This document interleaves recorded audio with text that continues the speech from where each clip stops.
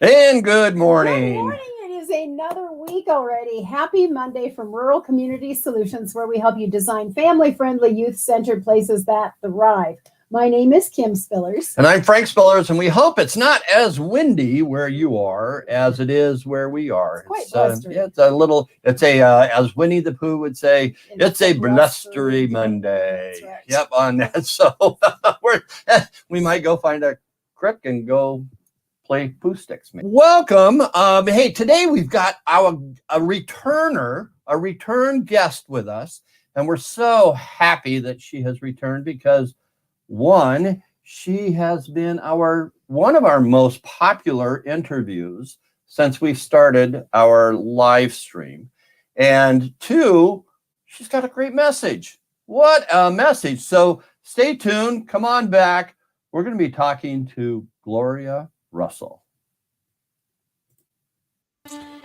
Picture, if you will, the pure, raw prairie.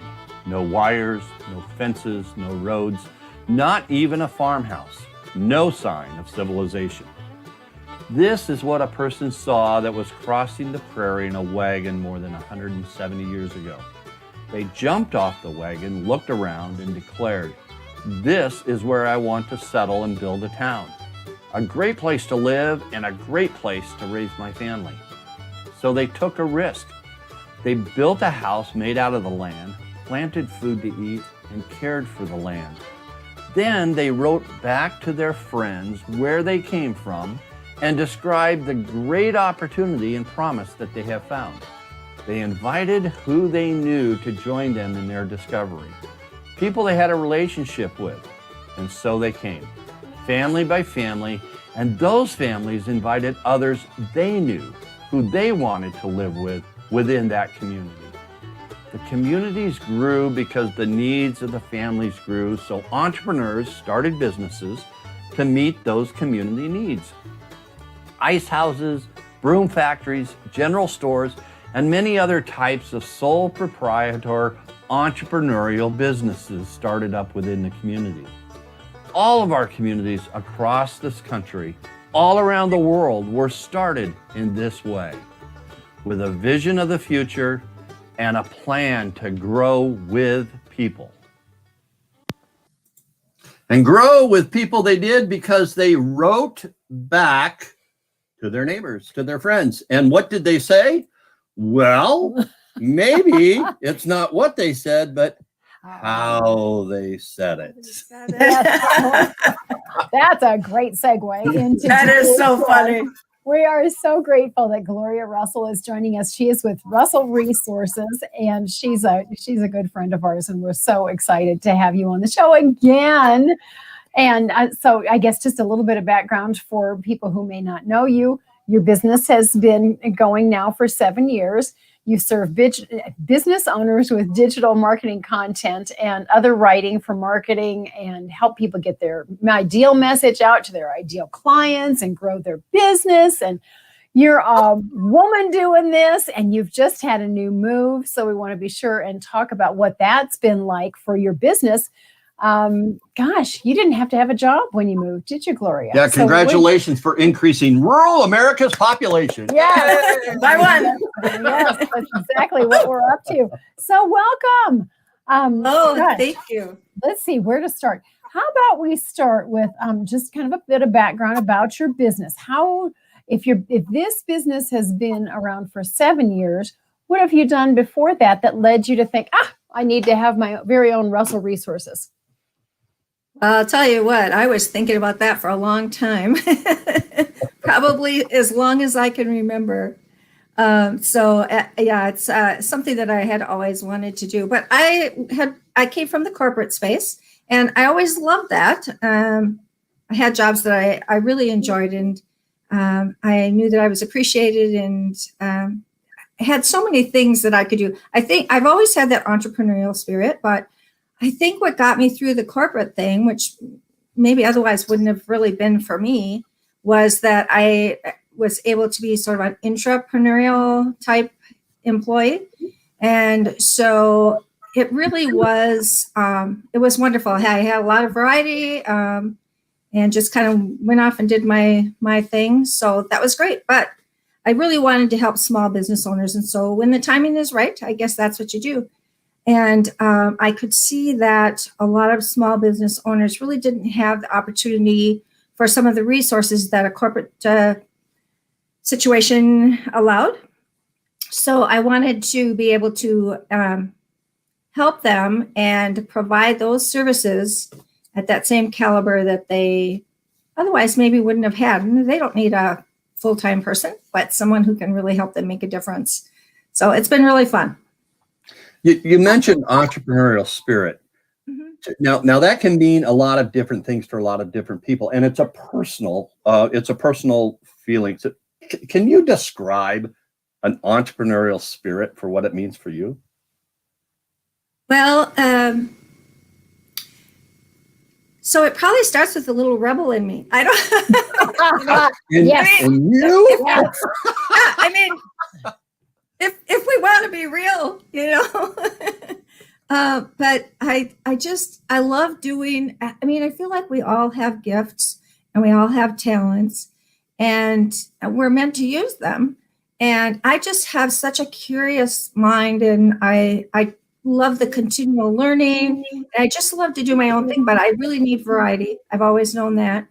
And so I think it's just that whole thing about you just want to do what you want to do and what you feel comes naturally, or sometimes you grow into it with the learning.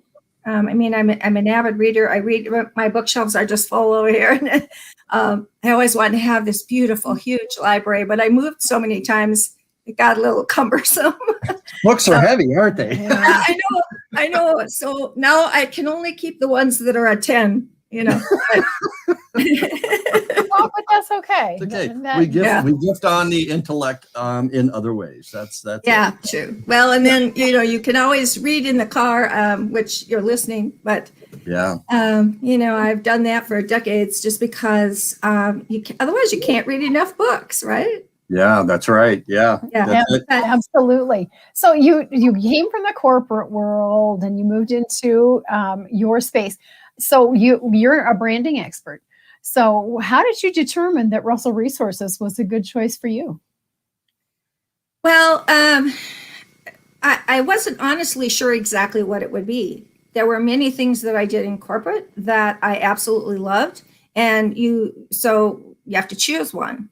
And for me, with the type of, tendencies that I have, that's a little difficult to do. But as I've had the business, I keep narrowing that niche down and down.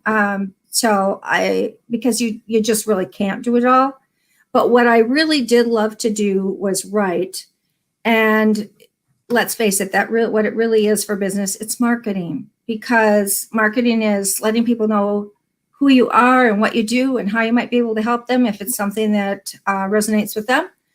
And so as I progressed, what I heard most was people would tell me, I don't like to write. I can't write. I don't want to write. I don't have time to write. Mm-hmm. So I feel like I was serving that need that I saw that was most prevalent. Well, that sounds so common, I guess. People don't feel like they can put together a coherent sentence, let alone some sort of a marketing message that in 4 words says everything about me. So that is definitely a huge need for a business, because you got to be memorable, you have to be timely, you have to be this, that, and the other thing. So how do you advise your clients about what do you have worksheets you take people through? How do you go about figuring out exactly who they are and how to get their message out? Right. Well, we need to have a conversation first to really see, because not everyone is at the same spot. So I have a couple of different methods that I use depending on what they need. So when you talk about worksheets and that kind of thing, I do have that sort of thing if it's a real comprehensive project and I'm doing many different things for them. But I also, generally what I do is we start out with a conversation, half hour, an hour, depending on what we're doing. And I just talk with them about who they are, what they do, what are they looking for? What is the end goal? What is it they really want? What's been missing? What's their heart searching for? So we have discussions about who their clients are And first, we actually start with what is the business. If I don't already know that, we have some deep discussions about what is the business, what is it you're providing. I write for businesses that are service-based, so it's all service-based businesses, not products. So we talk about their services and what they are providing, but then we also get really clear on who their clients are, because you can serve a lot of people, but there's really a much smaller group that you really are, they're the ones that really grab your heartstrings and you really want to serve them. So we talk about who they are, because I want to know who that ideal client is. Who is it that they serve best and they really want more of? Then I can write the message properly. So what comes first, writing about the business or writing about the person? Because in entrepreneurship, the person is the business. So how do you meld both of those things together to where it's a personal brand plus a business brand? Well, it actually is quite fun, because they really do blend. They complement each other. I mean, it is a lot about the person, and so you see the values come through. And so when you talk about the business, it really is based on that foundational segment of the character, the value, the why. And so, yeah, it works pretty well. Yeah, we have the saying in Rural Community Solutions is, words matter. When you describe your community, or you're talking about your community in your coffee shop, and the words that you use really frame or create an environment that you live in, and it creates that perception individually. So because of the energy systems that we work with and how we understand how people are created, the words that you talk to yourself through, because your voice is the biggest voice you hear the most of on a daily basis. And so as that, you start to talk about your business and you start to talk about marketing your business to the public. But is it as important to market your business to you, to really start to frame? Because I'm sure you look at a business and say, oh, you have so much potential here. And sometimes the entrepreneur doesn't see the potential that they have. So how much of that does that come back to the entrepreneur to start changing the perception of an entrepreneur's mind about what their business can offer versus just what that business does offer? I think that's so perceptive of you. Yeah. So when I'm talking with my clients, and I would mention that another part of my business is also working with career professionals. They don't really own their own business usually, but I am helping them also with their marketing message to market themselves as they are looking for a new career or a step up or maybe change in focus. And so in both cases, the confidence is a really big piece.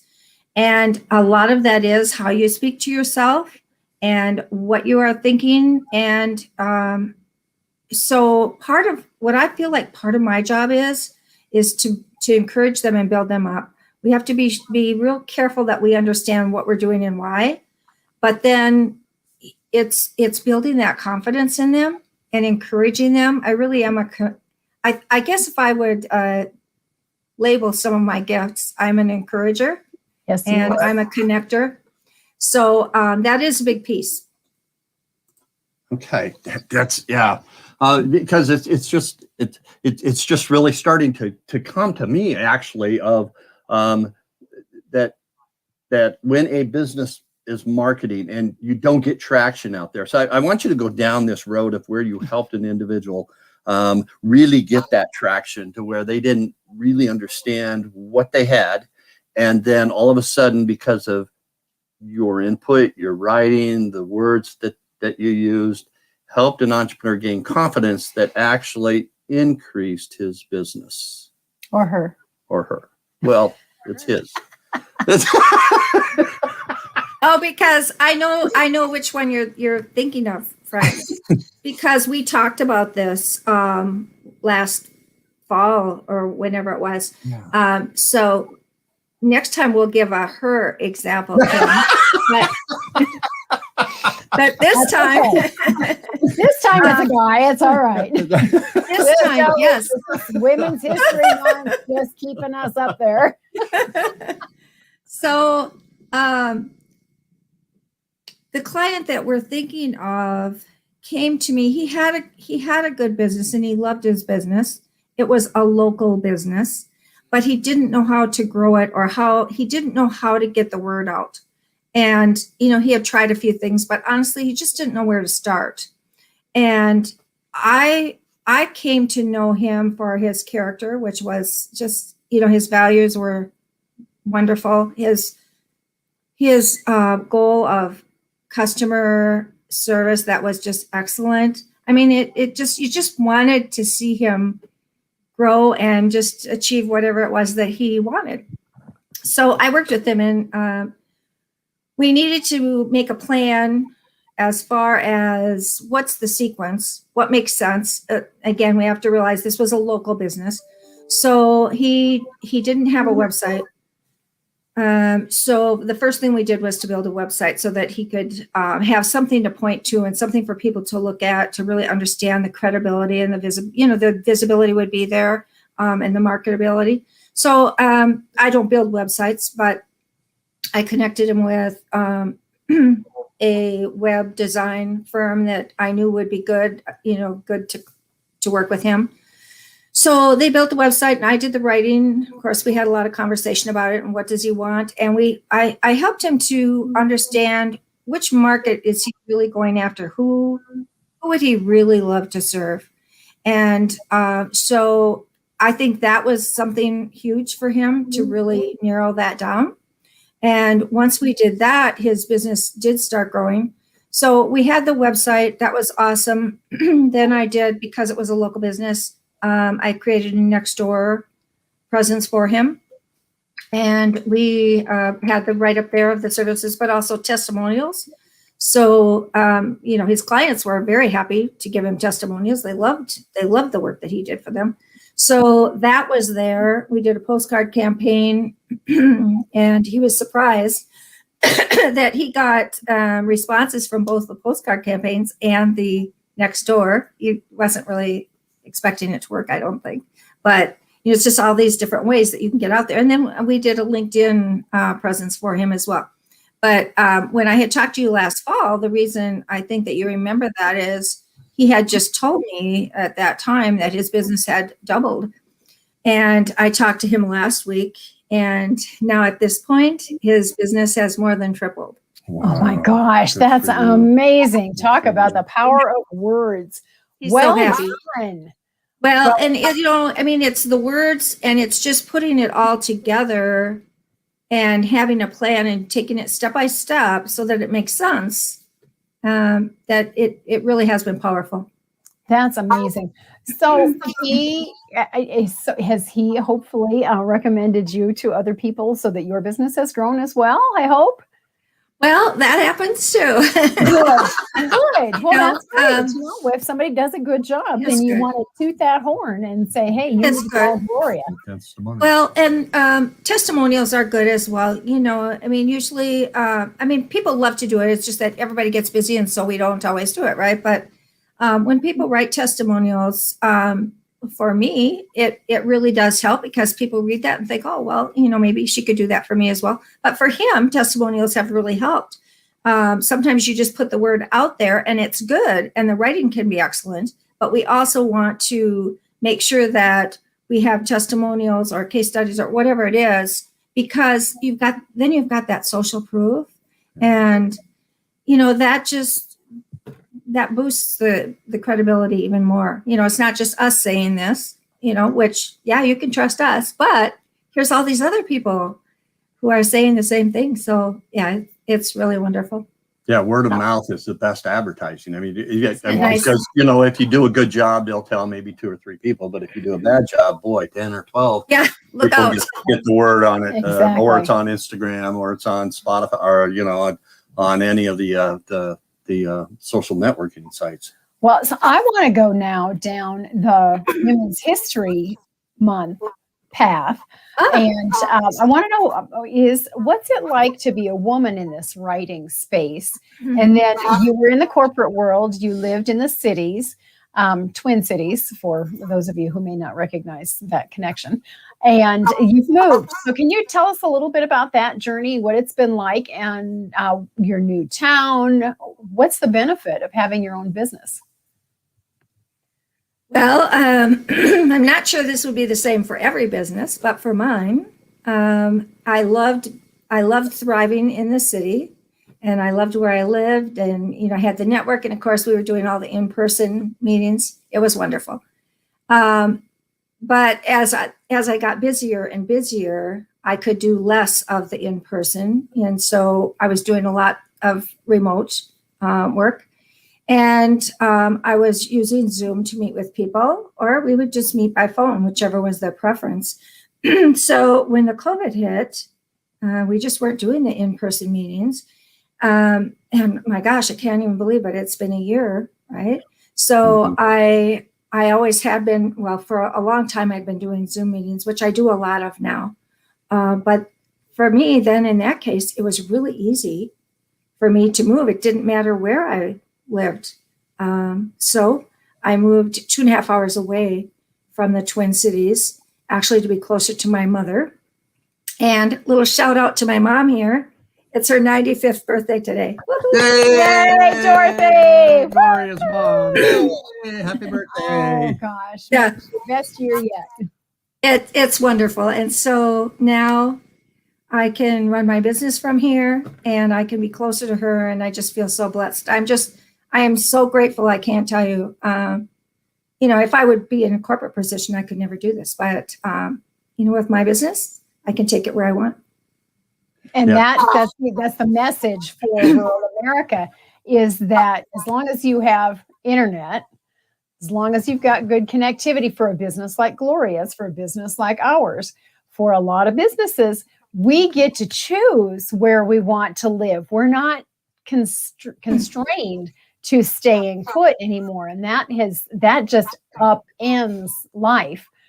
These last couple of decades anyway, is that people all of a sudden are saying, whoa, I don't need to be like stuck here. I can figure out where it is that I want to go. And that is our message for rural America, is that for businesses like Gloria's and a lot of the people that we have interviewed this month, actually, that's the choice people get to make. Right. Yeah. It's honestly wonderful. Now, that doesn't work for every business. But I think the thing that a lot of us have learned over this past year is that you can still build and maintain relationships, even if you can't see people in person or as often as you would like. And a lot of businesses may still have their brick and mortar. They're in a certain place. They're not going to, maybe they don't want to move. And frankly, I wouldn't have really considered it either until all of a sudden it made sense. But you can perhaps expand your business even in ways that you hadn't thought of before because of the capabilities now, in the Zoom and the online or the e-commerce or whatever you need. People can, they can see what you're doing. You can talk to them. You can sell goods or whatever you have, So I think it's opened up a lot of opportunity. One of the things that really has stood out about our relationship and what I have noticed about you is you are a networker extraordinaire. Yes, you are. You really know how to build those relationships. And what I have learned, if I need something or if I'm looking for a profession, you're my first stop, because ultimately you're going to know who to go to. How did you build that type of network? I know it's your personality because you love people. Yes. But how did you build that network, and how are you keeping it going right now?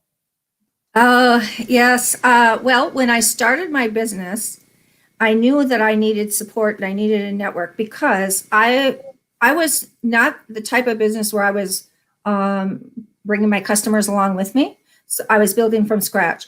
So I was introduced to BNI, which is Business Network International. And I have been in BNI for about 7 years. BNI has been very good to me.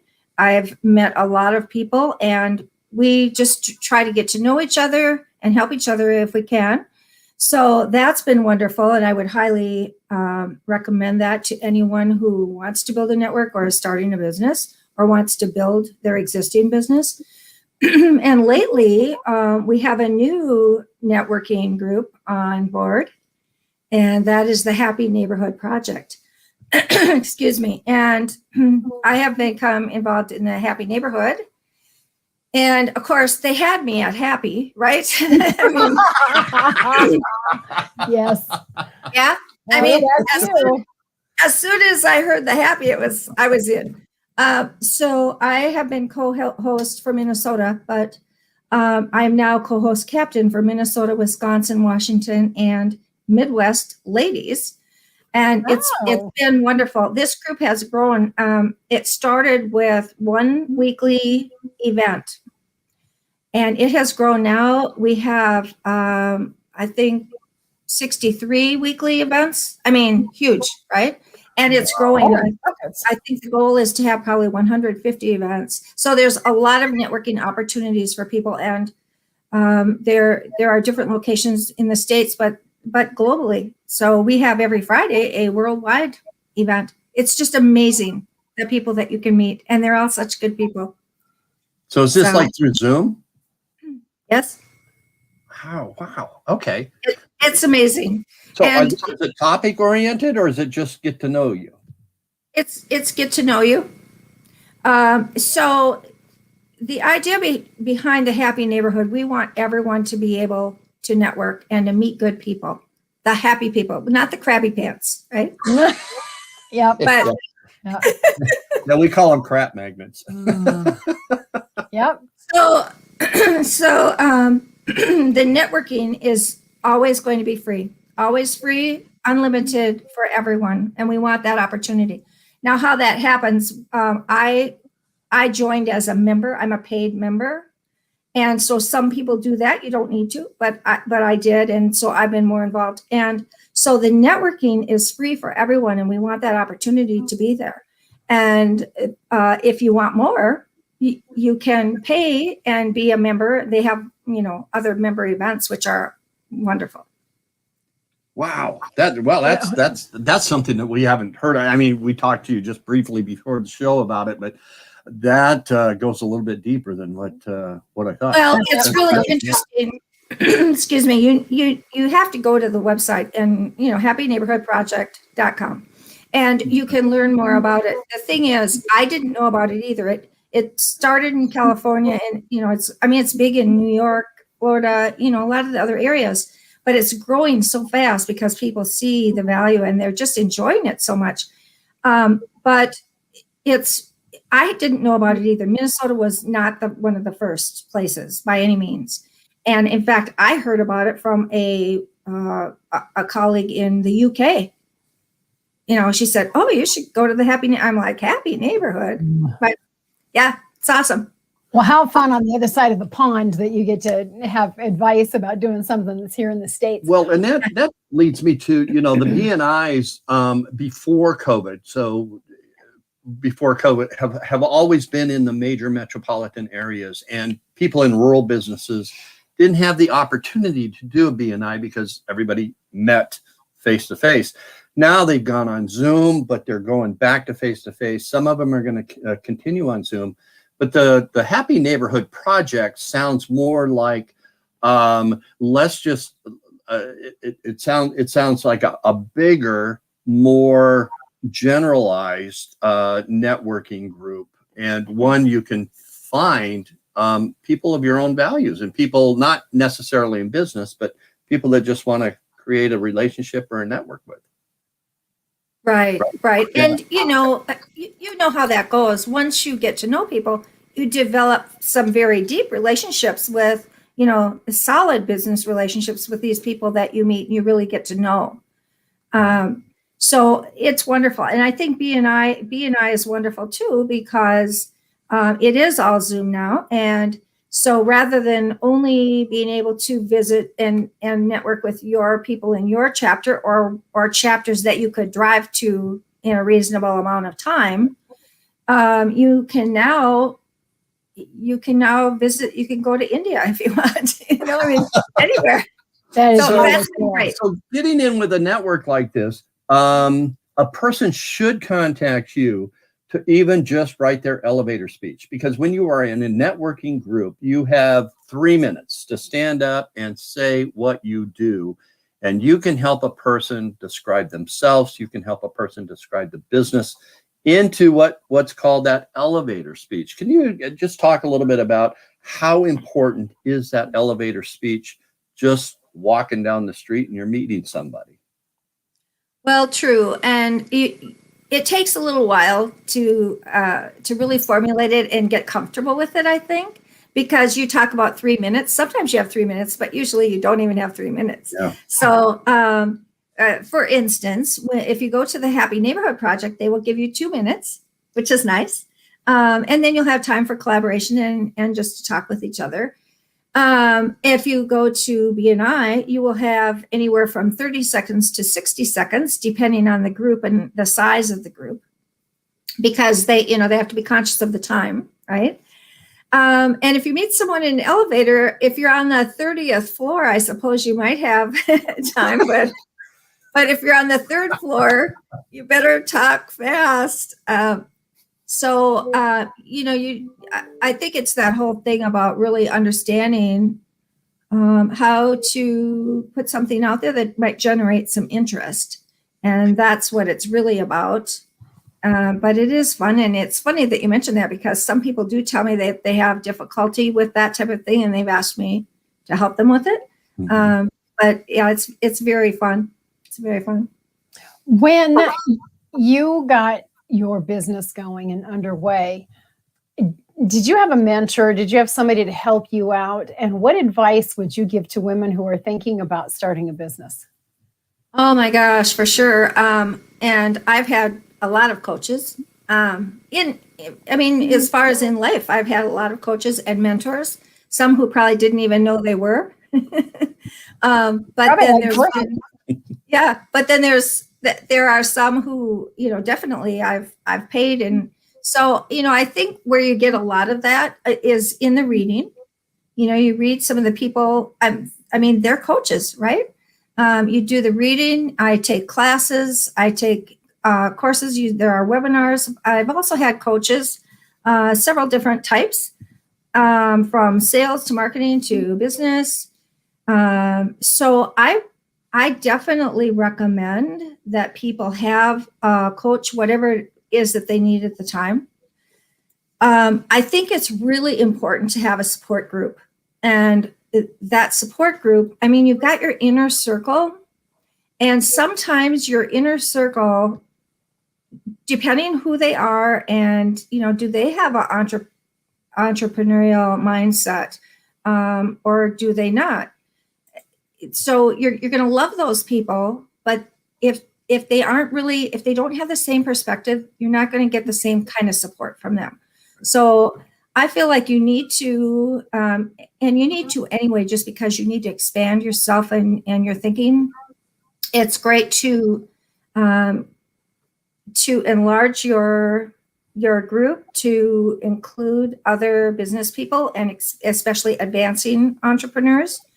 But I'll tell you what I found, and I don't know that this would happen with everyone, but when I started my business, I realized it was something I had never thought of, but I realized that some of my inner circle wasn't really, some of them were not that supportive. And it wasn't they were trying to be mean or anything, but there was a lot of negativity and criticism for what I was doing. And it's just only because they had their own perspective, and it's not something they would have done. So why was I doing it? And at that time, when you're starting your business, and I really think even the first year or two, as strong of a person as you are, you really at that time are a little bit fragile. And so I had to distance myself a little bit. And I realized that they weren't trying to be mean. They weren't trying to be negative, but it was just that they were seeing it through their own eyes. And probably there were two things. One is they were maybe afraid that they were going to lose something from the type of relationship that we had, if I was going to, go off and do something different. And then on the other hand, I think they were just worried for me, like, what is she doing? Because it's not something that they would have done. So I think you need to really get a coach to really help you, because there are things you don't know, and you need some guidance in many different ways. But also just to surround yourself with people who are thinking in that same light. Yeah, I might add a third reason for that is Yeah. that you're doing something that they wanted to do, but they didn't have the guts to take the That risk. could have been. Yeah. Mhm. For some, that could have been. Yeah. It's being your own boss. It has a fair element of risk to it. It does. There's a huge element of risk. Yeah, it is definitely not for the faint-hearted. So Well, and that's why the network is so important, Right. is because that risk is huge, that you do need a safety net of people around you that are supportive, and not a safety net of people that are going to point fingers at you and say, see, I told you it wasn't going to work. Right. I think you need those people who are uplifting, and so I think you have to be real careful to choose, who you're spending your time with and who you're talking to, because you need all the encouragement you can get, Absolutely. Well, and that's a great reason why you need the words to explain who you are, is because the words are going to attract the people that want to support you, because they see your value through the words that you're using, and they see your value of how they can add value to the person reading those words. It's that the words are the bridge. I mean, this is starting to become really clear to me. The words are the bridge that bring an entrepreneur to its customer, and to explain the value that the person's going to get out of utilizing and using the services of that entrepreneur. Very true. Yeah. Absolutely. My goodness, Gloria, the time has just zipped right by. And so once again, we're going to have to bring this in for a landing. Well, we are so grateful. Do you have any last, I guess, one of the things that we do want to be sure and point out is that not only for writing copy content and things like that, you also have a new business. So why don't you just give a shout out for that real quick too, so that people who might need your services in this area know where to find you. Oh, well, I'm so excited about it, Kim. It's new in one aspect, but I've been doing this all along. And that is the part of my business where I'm helping career professionals. So I'm doing their resumes and LinkedIn and whatever amount of coaching that they might need. But it's been so fun, and I've loved it so much. That would be another time we could talk about that history. But it's something that's near and dear to my heart. So I'm really happy about helping them. And so I finally, after this amount of time, thought, you know what?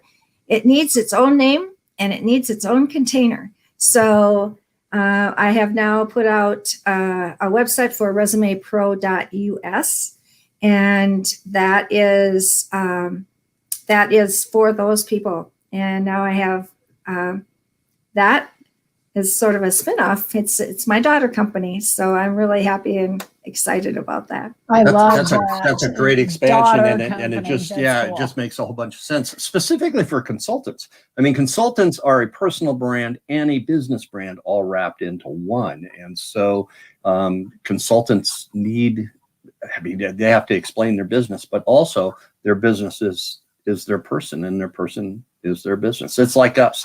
I mean, what we do, we live our brand, and our business is our brand. And so there's not too much separation in between that. So Gosh, thank you. We are so grateful that you have joined us once again. Thank you so much. So for those of you, if you didn't catch it, you want to get in touch with Gloria, you're going to go to writer.mn or resumepro.us, depending on the need that you have to promote your business or some help tweaking that resume for a career shift. So Gloria, thanks so much. You stay with us, and we'll be right back. Okay. Thank you so much. Thanks, Gloria. All right. Words matter. We've said that for years, decades. So if you want some new words to get your message across for your business, or you have a resume that you need to be building out for whatever reason, then you can get in touch with Gloria Russell of Russell Resources, and she will give you some stellar advice. You know, if during COVID you have gone back and you maybe have done a side hustle, or you've been out of business for a little bit, kind of sitting at home, and you just need to dust off who you are and your brand, yeah, Gloria would be a great contact for you to rewrite who you are. A lot of things have happened over COVID. You might have gotten some new education, new experience, and you need to get that out there. And you're kind of sitting there going, oh, how do I tell the world what I know? Well, this is the way to do it. Also, if you're a community, you need to tell the world who you are to attract the people that you want. And that's really looking at that vision. Where do you want to be? Who do you want to have live in your community? And all of that is about the vision statement that you create to create the perception of the community you are, because perception attracts people. And that is a very important element. But first you have to describe and to figure out who you want to have live in your community. If that is one of your cases, you want to contact us at ruralcommunitysolutions.com, because that's how you can design family-friendly youth-centered places that attract the people that you want. And so we're here Monday through Friday every day at Rural Community Solutions TV live stream on our YouTube channel, Rural Community Solutions on our Facebook page, or you can check our check and catch. Listen to. Yeah. Our podcast at anchor.fm/Frank Spillers. Think like an entrepreneur, become a spark plug. We thank you so much for joining us. You could be a number of other places, but you thought that there was something that you could learn from our broadcast, and we certainly appreciate that. So share on. We'll see you again tomorrow and hope that you have a marvelous Monday. So thank you. And if you really like this broadcast and loved what Gloria had said, pass it on. Subscribe and don't ever miss an episode. We'll see you soon. Take care, everyone.